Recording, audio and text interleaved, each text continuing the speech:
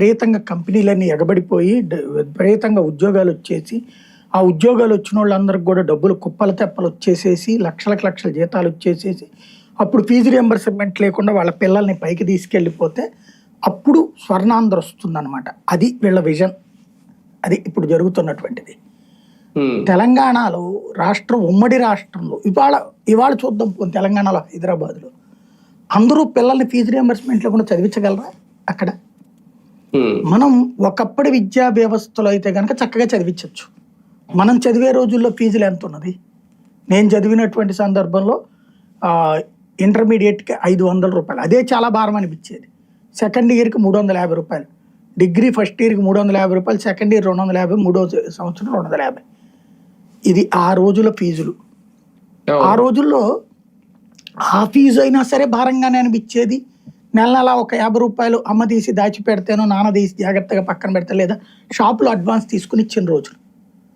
Government కాలేజీలు ఆ రోజున గవర్నమెంట్ ఫీజులు. కానీ ఈ విద్యా వ్యవస్థ భ్రష్టు పట్టించడం ప్రారంభమైంది అనాలా, ఉన్నత స్థితికి తీసుకువెళ్ళడం జరిగింది అనాలా?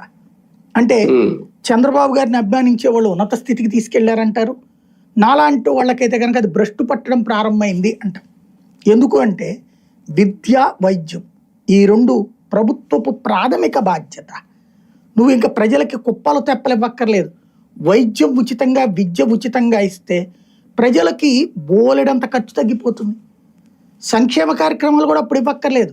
విద్యకి వైద్యానికి నువ్వు కనుక ఖర్చు లేకుండా చేయగలిగితే జనానికి నువ్వు నీ మీద ఆధారపడాల్సిన పరిస్థితి లేదు. ఈ ఉచిత ఇల్లు ప్రభుత్వం ఇస్తోందండి, మీ చేతుల్లోది ఏం కాదు కదా. అలాగే ఉచిత విద్య అన్నటువంటి దాన్ని కల్పిస్తామని మీ మేనిఫెస్టోలో చెప్తున్నారు. కానీ గవర్నమెంట్ స్కూల్ ఉచిత విద్య తప్పించి ప్రైవేట్ స్కూలు, ప్రైవేట్ కళాశాలలకి శాంతం దూరం చేస్తున్నాం. ఇప్పుడు ఏమిటయ్యా అంటే క్రమంగా అంటే అసలు తెలియకుండా కోసిపడేస్తున్నారు మనకి శరీరంలో ఒక్కొక్క పార్ట్. ఆరోగ్యశ్రీ మనలో చైతన్యం చచ్చిపోయిందా? మీడియా చచ్చిపోయిందా? ప్రజా సంఘాలు చచ్చిపోయినాయా? పౌర హక్కుల సంఘాలు చచ్చిపోయినాయా?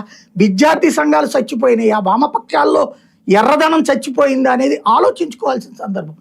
అరే 4 కోట్ల జనాభా ఉన్నటువంటి ఆంధ్రప్రదేశ్లో, 5 కోట్ల జనాభా ఉన్న ఆంధ్రప్రదేశ్లో 4 కోట్ల ప్రజల జీవితంతో ముడిపడి ఉన్నటువంటి విద్య వైద్యం రెండు చంకనాకిస్తే, అటకెక్కించడం కూడా చంకనాకిస్తుంటే వీళ్ళు ఎవరి చంకలు నాకుతున్నారో అర్థం కావట్లేదు నాకు.